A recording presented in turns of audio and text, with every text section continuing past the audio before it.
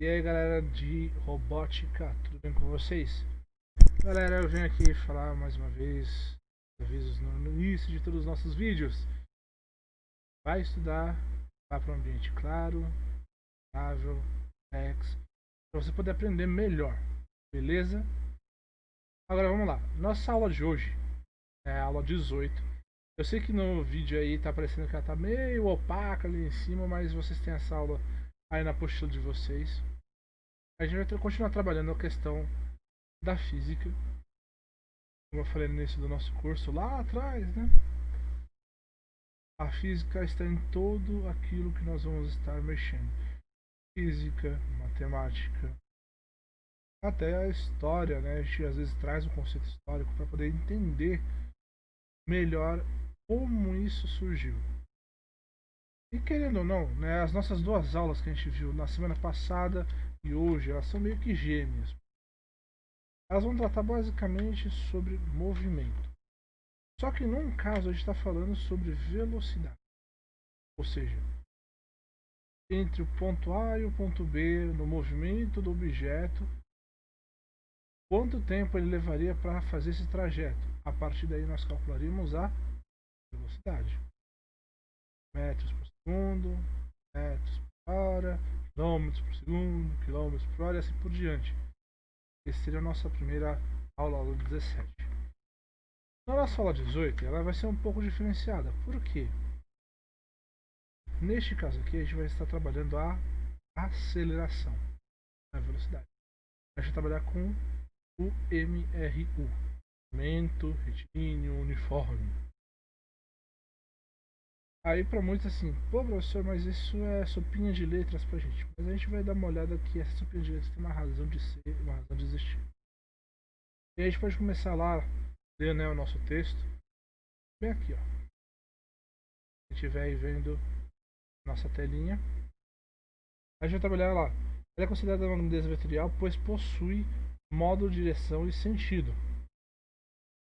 Para medi-la é utilizado o metro por segundo ao quadrado, que representa o quanto de velocidade, metros por segundo, um corpo ganha a cada segundo que percorre. Ainda utilizando o exemplo de um automóvel convencional, ao iniciar uma viagem como um carro, é parado e natural aumentarmos a velocidade aos poucos até atingir a que seja desejável. Então a gente parar para perceber que quando o motorista ele quer que o carro ele atinja certa velocidade, ele vai pisar nos pedais e ele não aperta de uma só vez, ele vai apertando vagarosamente, justamente para quê? Para que haja uma crescência nessa velocidade. Crescência até atingir a velocidade que ele quer. Nos mostra como a velocidade de aceleração também pode ser positiva ou negativa, ou seja, quando ocorre o ganho de velocidade, a variação é chamada de aceleração e ela é positiva. Quando ocorre uma perda de velocidade, a variação pode ser chamada de desaceleração e é negativa. Então, você lembrar daquela aula que eu falei para vocês, no caso da aceleração, né, ela tem o seu pico e ao mesmo tempo ela pode ter a sua decrescência. Quando eu pego uma bola, jogo ela para o alto, ela tem um período de aceleração, ela vai atingir o pico, que é o máximo que ela vai atingir, no caso da força que eu apliquei nela para poder subir, e depois ela vai voltar. Ela vai parar e vai voltar.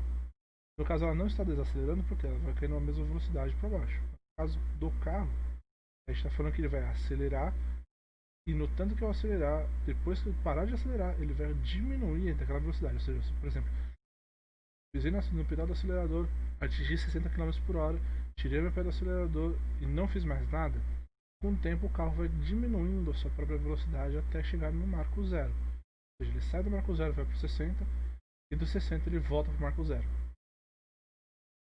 Certo? E no caso ele não mantém a mesma velocidade para voltar ao marco zero.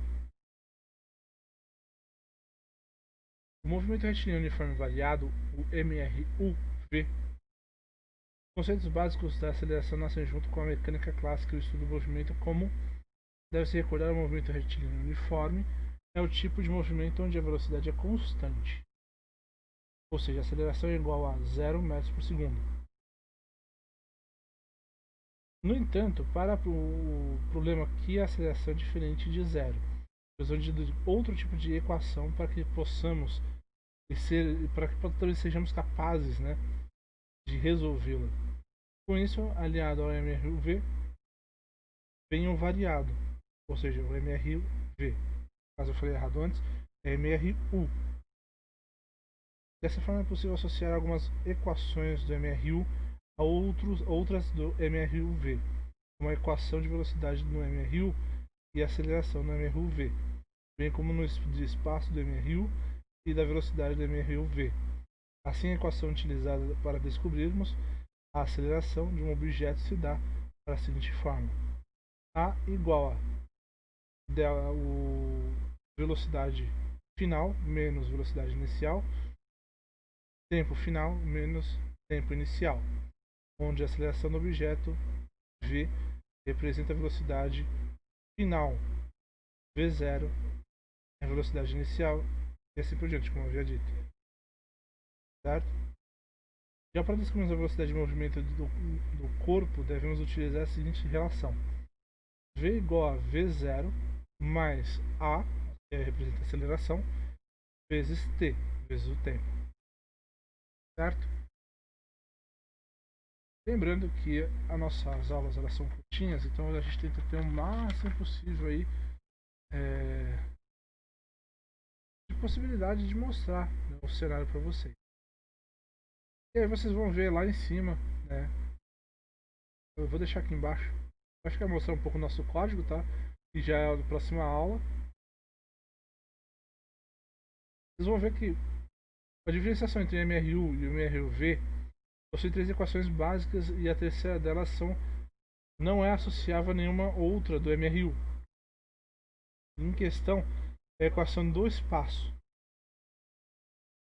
Ele vai mostrar aqui em cima, ó, S igual a S0, ou seja, S inicial, mais velocidade inicial, vezes tempo, mais A vezes T ao quadrado sobre 2. Tá certo? Aí no caso, essa é a nossa forma para o MRUV, porque ele vai calcular a distância para nós sabermos qual vai ser a aceleração. MRU ou como no MRU e o MRUV possui alguns gráficos típicos, como a relação entre a aceleração e o tempo de velocidade e tempo e distância e tempo. No gráfico de aceleração, pelo tempo tem-se uma linha reta, pois a aceleração é constante durante todo o tempo. Aceleração, valor sempre constante. Com relação à aceleração, o gráfico dela com relação ao tempo. Já no gráfico de velocidade, pelo tempo temos uma linha reta como subida. Porque ele vai calcular justamente o que? A relação do tempo com relação à velocidade. E ela gera uma crescência, não é uma constante, é uma crescência. Quanto maior for o tempo, maior vai ser a velocidade. Ou no caso oposto, né? Fazer também no sentido negativo. O gráfico do espaço pelo tempo tem a forma de uma parábola, pois conforme o tempo passa, a velocidade aumenta, sendo assim mais espaço percorrido. Então você vai vendo que aqui ele vai ter o que? Uma crescência muito maior, porque ele vai ter um desenvolvimento. A ver, essa aqui é o gráfico de velocidade, de aceleração dele. Então, com relação à distância e com relação ao tempo, sempre há uma crescência. Certo?